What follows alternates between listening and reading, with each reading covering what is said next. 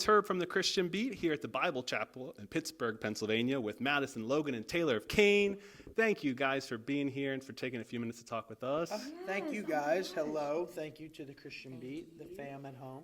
Are you not used to saying thank you for taking a beat with a Christian beat? I love that. I do love that. We might have to use that. All right. Let's take a beat, guys. We've got so many exciting things to talk about, but of course I want to start with your brand new album, Jesus Music. Yay!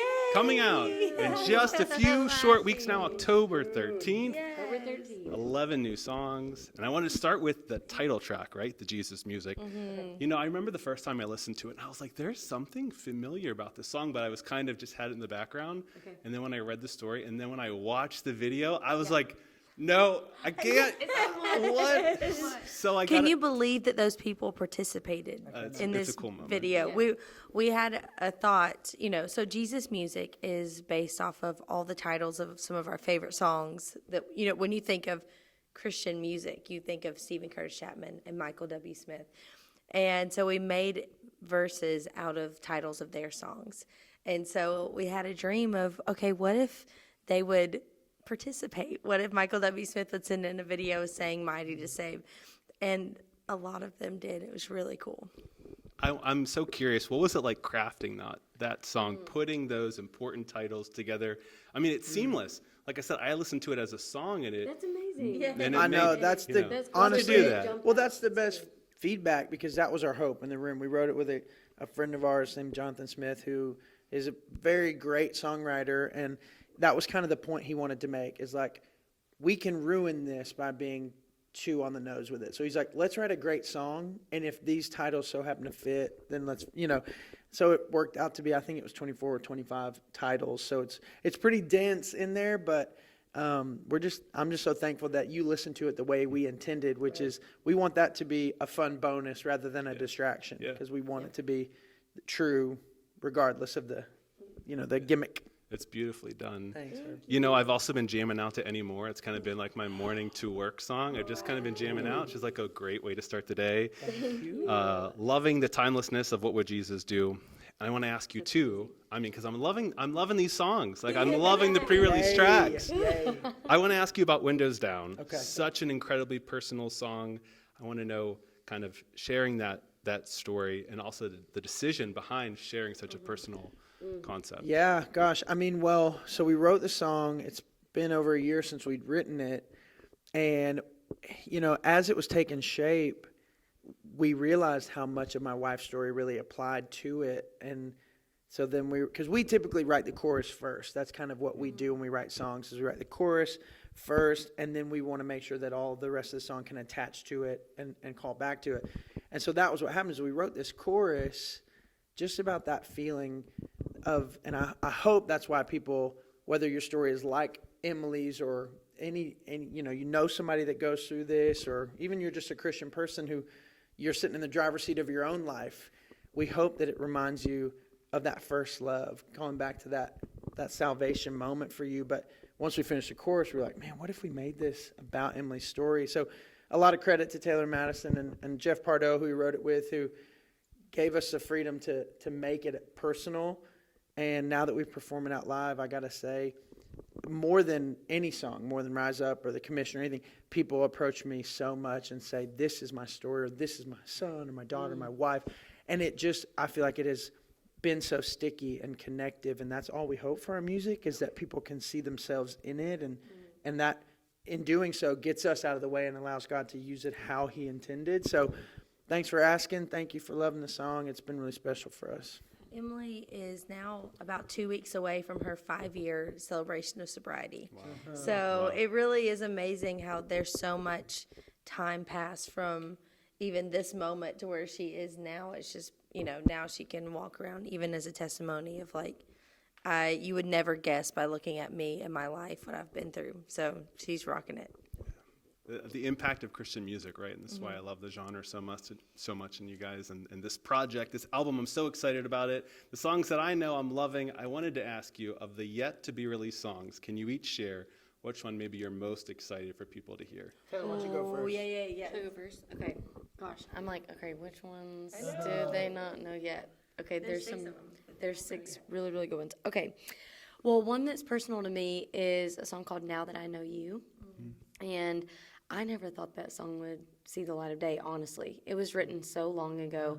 But it's kind of about my story meeting my husband and just saying, now that I know you, oh, I know me now that I know you. And it was really just God using Stephen in my life. But it's also an amazing thing to sing to God as well. Like, you wouldn't know that it's about a person, but just like, I'm so thankful also that I feel like knowing God, your Father, it really allows you to dive into really who you are as a person. So Now That I Know You is my favorite. Can't wait to hear know. it. Can't wait to hear it. Madison and I sort of share the same one. So do you want? No, you can talk about. Okay. I'm thinking about it. Okay. Wait for this So song. far and away, my favorite song on this album is a song called "Made for Heaven," and it is so rare, so rare, that I if you're at home watching, just know that I do not regularly put on my own music and listen to it and just like revel in. But there's something about this song that from the day that we wrote it until now, I'm just so excited for people to hear it, because musically it's a lot of elements of things that I love. It's music that I grew up on, and but then also just this lyric, this concept. We sort of borrowed that goodbye is not the end sentiment that people have connected with on the commission, and just kind of gone even further. Taylor said it before. It's a song about heaven, but it's a positive song about heaven. It's this empowering, joy-filled song to say, like, if you feel out of place here, you're in good company, because you weren't made for here. You were made for heaven. And so I'm excited for people to hear it. I hope it gives people the feelings, you know. Feelings. Talk about feelings. For the first time, we wrote a song about our kids. It's called 10 and 2, and we wrote it from the perspective of driving home from the hospital, having your hands at 10 and 2, and you're thinking about all the things. We got the music video back. We had sent in to someone just all the videos, our favorite videos of the kids, and tears are just streaming down my face. Oh, so this song made me nothing to, anybody else, but it means just a ton to me. I'll always remember my first year with my buddy, my boy. Wow. October 13th. I cannot wait to hear the whole collection. You guys. It's my favorite one, but we've done two. So Well, thank you. I also want to transition and talk. Of course, here we are tonight on the second leg of the Live and in Color tour. That's right. And I couldn't think of a more fitting tour title for you guys, because you just made such of a tradition of kind of showing up and matching outfits. And I'm just so curious, where did it come from? There's a goofy side of it. It's awesome. Yeah. But I'm sure there's an intentional side too. And who's putting this all together every week? I mean, we saw at the K-Loves all those outfit changes. How do you do it? Tell me everything. yes, I think A tremendous amount of credit goes to Taylor, definitely. Well, I can just say, it is definitely a goofy thing, but for us, to be honest with you, like our past with music was such a downer. Like, just we never felt like we fit in the style of music we were doing. We were just on the outside, and so honestly, getting ready for a show was kind of a source of tension, because we have different styles. We're trying to merge and be something that we're not. So honestly, when God opened the door for us to sing Christian music, the first thing that we ever did, we had a music video shoot, and it was like, guys, just pick a color, wear whatever you want to wear. We're not going to stress out. Let's just be who you are individually. Let's see if we can all be unified in the color that we wear. Wow. So honestly, it took the pressure off of the three of us, and I feel like we have been so much more ourselves.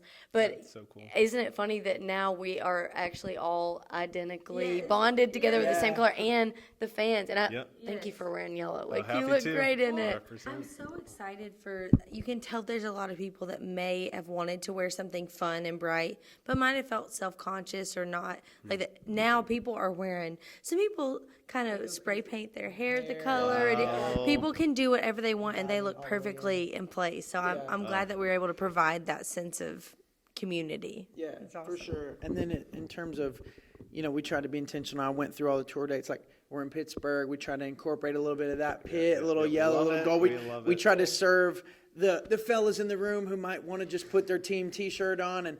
But that has been such a great, like you said, it's giving people a place to belong. And then what I find is that, if you were to scan the room tonight during the show and isolate each outfit, if they weren't the same color, they're not the same. But just that bit of uniformity, as soon as people walk in, they're like, okay, we are all on the same task here. And it's, I find, I don't know, like you said, anything we can do to fight insecurity makes so much space for God to move in the room. So The one thing I do wish is that we're kind of out of color, so I wish that we could create, I don't know, we might have to start mixing some things up, but. Orange. we'll do it in Cleveland. Yeah, we'll be orange in Cleveland. Great. I love it. And, the other thing I love about this tour that we felt even some so far today is the family component. I want to give a shout out to Jared. Jared has been awesome. King. Yeah, he is the best. And I know you guys have so much of your family with you, and so much is happening. I know, Logan, you're expecting another kid. Yeah, we're trying to make it to Tuesday. Most of my wife is now my daughter, basically, proportionally right now. She is ready to pop. But, yeah, I mean, I don't know. I don't mean to jump over your question, but I thank you for feeling that. That is, as much as we want to be intentional about how we sound and how we look, the intention is for our whole staff. We said our mission statement for this tour is I want you healthier at home because you were on the road and not the other way around. Wow. I think typical touring culture is you come out and you pour out on the road for people you might not meet again, and you go home and you give what's left to your loved ones. And I did not want this tour to be a source of that for our staff. And so I can't brag enough on the staff. It has been a race to the bottom of the totem pole. It has been finding a way to serve. This weekend alone, we're doing 6 shows in 6 days. Wow.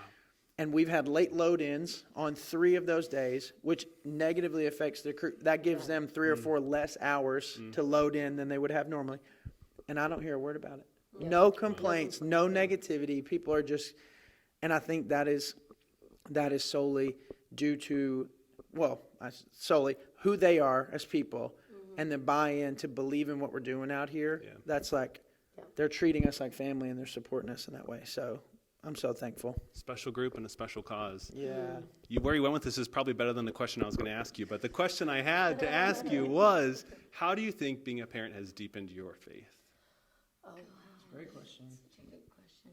I think that seeing the love come naturally and how much I love him, it's hard to imagine that God would feel that way about me, even still. And I just think that he is so curious about the world. I love watching him grow. He's not a scientist. He hasn't said probably more than 5 words, but I just think he's perfect. And so Scripture says that God is a great father and we're evil in comparison to him. I think that's one thing I've always seen God in a way is looking down and being disappointed. And the Scripture doesn't say that. He says that he loves us and that our sin is removed from us. So I think it's just given me like more of an eye-opening view at how I'm not seeing God in the right way. Ooh, Wow. Yeah. Wow. Yeah. I mean, I feel the same way. I think I am trying to, I've always been like, okay, trust God, and he gives you what you need every day, but this situation and like having a daughter has caused me to say, okay, I really actually need you, God, to provide what I need every day, because there's some things with your kid you just can't solve. There's things that, like, maybe in your own life, you're like, okay, I got a good grip on this. I can handle my way through it. But with the kid, there's just things that you don't know. Yeah. And to live in that tension and just be like, God said that he would provide. And so I'll wait and I'll just enjoy every day. That's why they also say, don't blink, because it goes by so quickly. And I think because everybody, and I see it in myself, we're just racing to get ahead. Well, when Stevie can take steps and she won't fall down as much, whatever it is, you're kind of pushing yourself into the future. And I'm sick of doing that. And so I don't want to be that way. And I'm relying on God, help me sit back, help me to relax and not wish to the next thing. Yeah, I mean, listen, I was going to say the exact same thing, which is just like, I find myself, if you don't have children, praying without ceasing feels very foreign. But when you have kids, I am praying constantly. I don't feel like I prayed at all for myself in comparison to how much I pray for my daughter, because you're just so aware. You walk into the room and I feel like I have like, night vision of like everything is lit up of how it could harm her. Right. And oh my gosh. And it feels like every piece of furniture was constructed by someone who wants to harm children, because it's just like, who makes this table like this? But the truth is that, like, Taylor, you said it. I didn't anticipate how much I would be projecting my own anxiety and fears on my daughter's future. And sitting, and even with the best intentions, trying to make plans for what if this happens. And so finding my daily dependence on God to say, like, I cannot stop anything from happening. And all I can do is sit right here with you, God, and trust that you, the same Spirit of God that I believe is inside of me, is going to be inside of my daughter. And all I can do is just, like, follow you today until we get to tomorrow, and then we'll talk about tomorrow. So it's just like, Absolutely. but that's, I think that has been the thing that I can glean for my own faith, and people that are, if you don't have kids, it's like, just trust that, like, you don't magically become more like God, or you're not more enlightened about God. You just realize, like, oh, okay, if God sees me this way, then her dependence on me does not make me angry. Right? It makes me honored when she feels dependent on me. So that makes me want to be dependent on God. So anyway. Love it. Yes. We love being parents. I don't know if you can tell. We're really excited. We can tell. Love it. Love you guys sharing your story. Love the music. Can't wait to see this tonight. And thank you for taking the time again. We really appreciate it. It's always great to talk with you. So we're so happy to be back with you. Thank y'all. Christian Beat. You guys support us. Love it. Thank you guys.